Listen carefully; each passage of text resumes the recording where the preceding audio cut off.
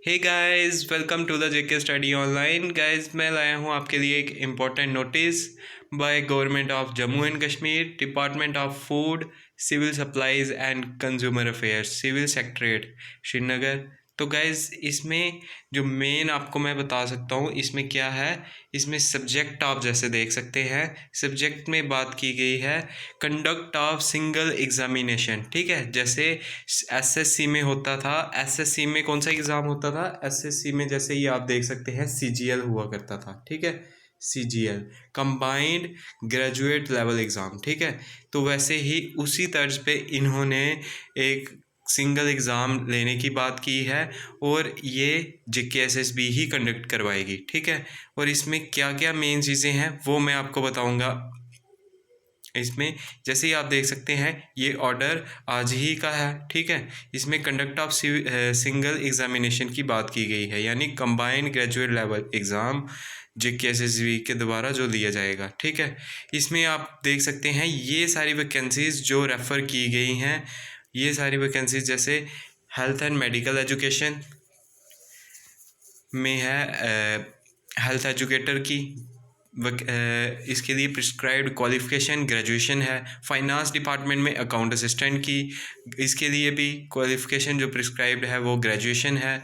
फिर उसके बाद फाइनेंस डिपार्टमेंट में जेएसए की junior statistical assistant, same qualification है, इसके लिए भी bachelor in economic statics mathematics या फिर ये जो सब्जेक्ट्स बताए हैं इनमें आपको बैचलर डिग्री होनी चाहिए। फिर ऑल डिपार्टमेंट्स जूनियर असिस्टेंट, अगर जूनियर असिस्टेंट की कोई भी डिपार्टमेंट में होती है उसके लिए भी ग्रेजुएशन। तो ये सारी वैकेंसीज़ जो इन्होंने बताई हुई हैं ये आप देख सकते हैं। ये सारी वैकेंसीज़ जो ग्रेजुएट लेवल है इनका उन्होंने एक ही जो एग्ज़ाम है उसको लेने की बात की है। ठीक है, अगर एग्ज़ाम एक होगा तो गाइस यानी कि इन सब का सिलेबस भी फिर एक ही रहने वाला है। ठीक है, आप सारी ये देख सकते हैं। फिर मैं आपको सिलेबस की ओर लेके चलता हूँ जो इन्होंने बताया हुआ है। ठीक है, ARI department and ARI and training सब जो आप देख सकते हैं ग्रेजुएशन लेवल पोस्ट हैं। रिसेप्शनिस्ट की कल्चर डिपार्टमेंट में जैसे आपने देखा होगा एक ऊपर वैकेंसीज थी, मैं अभी बता देता हूँ। जैसे ये जूनियर सुपरवाइज़र सब ऑडिटर, ये भी ग्रेजुएशन लेवल थी। कोऑपरेटिव डिपार्टमेंट में इसकी भी सेम क्वालिफिकेशन थी ग्रेजुएट लेवल की, लेकिन आपने देखा होगा इसका सिलेबस जो था वो अदर ग्रेजुएट लेवल एग्ज़ाम्स के मुकाबले में थोड़ा कम था। लेकिन यहाँ पे अब सारी पोस्ट जितनी भी हैं उनका सिलेबस एक जैसा रहने वाला है। ठीक है, जैसे स्टैटिक्स पूछी जा रही थी बहुत ज़्यादा अकाउंट असिस्टेंट में, वहाँ पे अब ऐसा कुछ नहीं होगा। अब मैं आपको सीधा लेके चलता हूँ सिलेबस की ओर। सिलेबस में आप जैसे देख सकते हैं इन्होंने बताया है कि जो एग्जामिनेशन का पैटर्न होगा वो होगा tier 1 CBT OMR based, objective type multiple choice examination and tier 2 pen and paper. जो टायर 2 होगा वो होगा पेन एंड पेपर बेस्ड। ठीक है, तो OMR बेस्ड डिस्क्रिप्टिव पेपर होगा ये। और इसमें आपको बताया है कि जो कंप्यूटर का होगा वो अलग से। ठीक है, कंप्यूटर का आपने देखा ही होगा जैसे स्किल टेस्ट होता है जूनियर असिस्टेंट के लिए। तो इसके लिए सिलेबस क्या है, 120 मार्क्स का पेपर रहेगा आपका। ठीक है, 120 मार्क्स का पेपर रहेगा, ये आपके सामने है। और इसके लिए आपको जो और टाइम दिया जाएगा 2 आवर्स का टाइम मिलेगा। ठीक है, और आपको याद रखना है इसमें आपको सबसे पहले 25 मार्क्स की रीजनिंग आएगी। 25 मार्क्स का क्वांटिटेटिव एप्टीट्यूड जो आप बैंकिंग एग्जाम्स में देखते हैं वो मैथमेटिक्स ही होता है। ठीक है, तो मैथमेटिक्स आएगा इसमें कितने मार्क्स का वो आप देख सकते हैं, वो आएगा 25 मार्क्स का। और जनरल अवेयरनेस जिसमें जीके वगैरह होती है और साथ में करंट अफेयर्स भी आ जाते हैं, वो भी कितना 25 मार्क्स का। 75 मार्क्स यहीं से हो जाते हैं।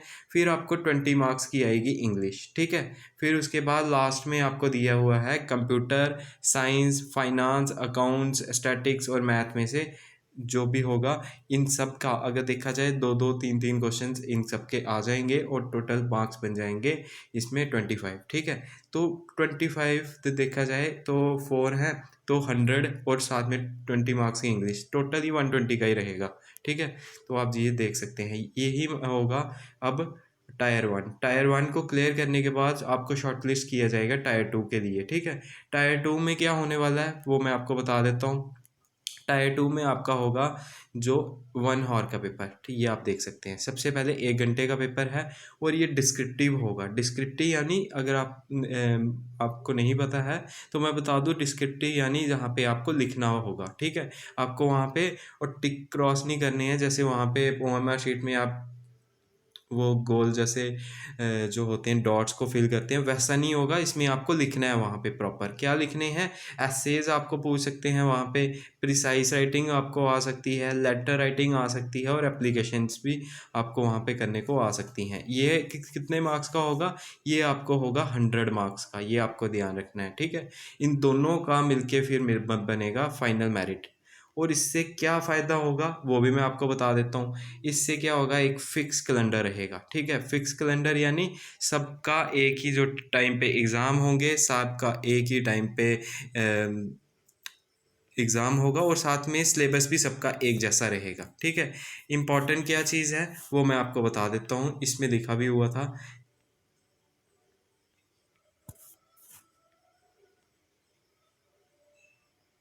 और इन्होंने बोला है कि ये list shall be remain valid for 6 month, ठीक है। वैलिड फॉर 1 ईयर, 1 साल तक ये जो लिस्ट होगी ये वैलिड रहेगी।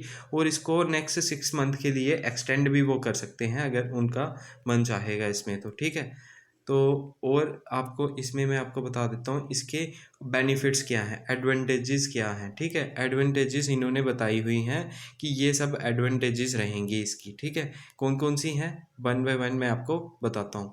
फर्स्ट उन्होंने बोला है combined examinations will save candidates from bothering of appearing in multiple examinations. इससे क्या होगा, जो बच्चों के मन में एक टेंशन रहती है मल्टीपल एग्जामिनेशंस में पार्टिसिपेट करने की, वो नहीं रहेगी। एक ही एग्ज़ाम होगा और एक ही सिलेबस होगा।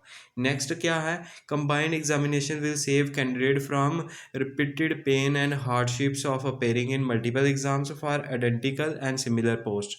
उन्होंने बोला है एक जैसी जो सिलेबस होता है या फिर एग्ज़ाम्स होते हैं उसमें क्या मल्टीपल टाइम्स उनको अपेयर करना पड़ता है, लेकिन इसमें क्या होगा, इसमें उनको एक ही बार अपेयर करना पड़ेगा। थर्ड क्या है, the selection process will be completed in A far more speedy and transparent manner. जैसे कि आपको पता है फास्ट ट्रैक बेसिस पे ही यहाँ पे जो रिक्रूटमेंट्स थी वो की गई थी, लेकिन जब बारी आती है उसको कंडक्ट करवाने की तो वहाँ पे हमें फास्ट ट्रैक बेस कुछ भी नहीं देखने को मिलता। लेकिन इन्होंने बोला है कि इससे क्या होगा, जो प्रोसेस है वो स्पीडी और ट्रांसपेरेंट होगा, फास्ट होगा और साथ में ट्रांसपेरेंट होगा। यानी एक ही बार एग्ज़ाम होगा तो उसमें क्या उनको कोई भी प्रॉब्लम नहीं आने वाली है इसमें, ठीक है। तो नेक्स्ट इन्होंने फोर्थ पॉइंट क्या लिखा हुआ है वो भी मैं आपको पढ़ के बताता हूँ अभी। फोर्थ इन्होंने बताया there will be saving of lot of time, इससे बहुत ज़्यादा टाइम बचेगा।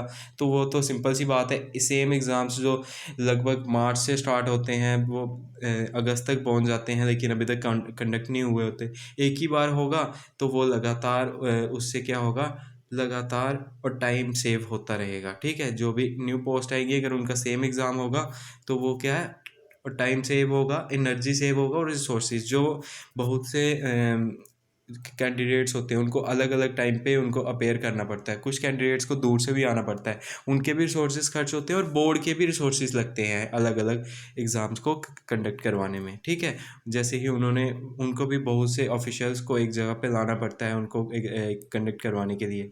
तो फोर्थ पॉइंट में ये था। फिफ्थ पॉइंट में क्या है, तो फिफ्थ पॉइंट में आप देख सकते हैं इसमें बोला है help in producing the finest quality of man power in A hassle free and time bound manner. उन्होंने बोला है कि अगर बहुत जल्दी से एकदम से कोई रिक्रूटमेंट कंप्लीट करवानी है कि और ताकि टाइम पे आ सके एक रिज़ल्ट, तो वो भी आ सकेगा इससे, ठीक है। तो गाइज़ इसमें इतना ही था। अगर कोई भी ऑब्जेक्शन होगी या फिर कोई भी इससे रिलेटेड आपको डाउट होगा तो मुझे बताना, ठीक है। Thank you.